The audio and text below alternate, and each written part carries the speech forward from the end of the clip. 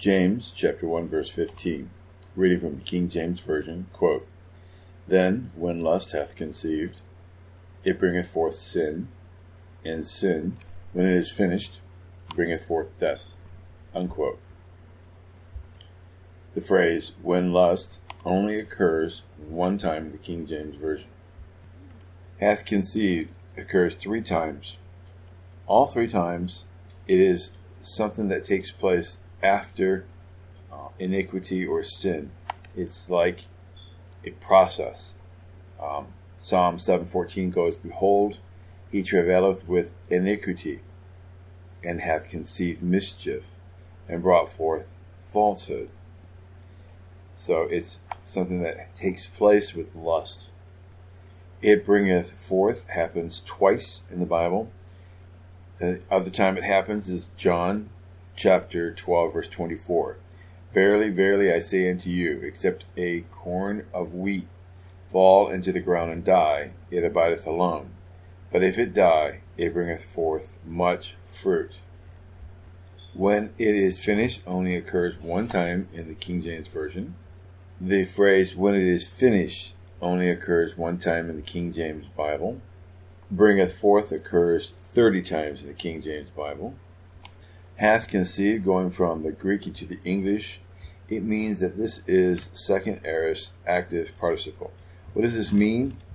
It means basically that this is taking place first, very active, and to you, and it is being done. So it's got an ing to it.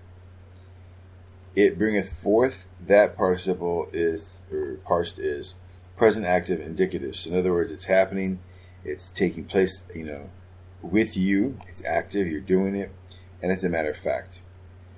"When it is finished" is an aorist passive participle, which means that it's happening with you. It's basically an action.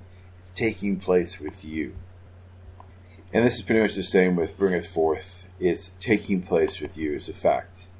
So as you can see, when you are tempted and you allow this to build up, it conceives sin within you. This is not a temptation from God, as you can clearly see in this verse. It's not the devil's fault, because you can see in this verse, it's you.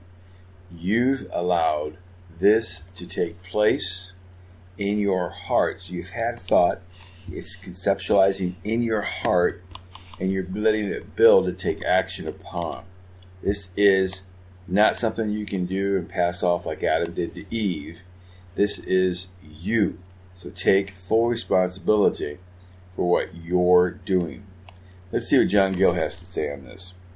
Quote, "Then when lust hath conceived," unquote, "a proposal of pleasure or profit being made, agreeable to lust, or the principle of corrupt nature, sinful man is pleased with it, and instead of resisting and rejecting the motion made, he admits of it and receives it and cherishes it in his mind.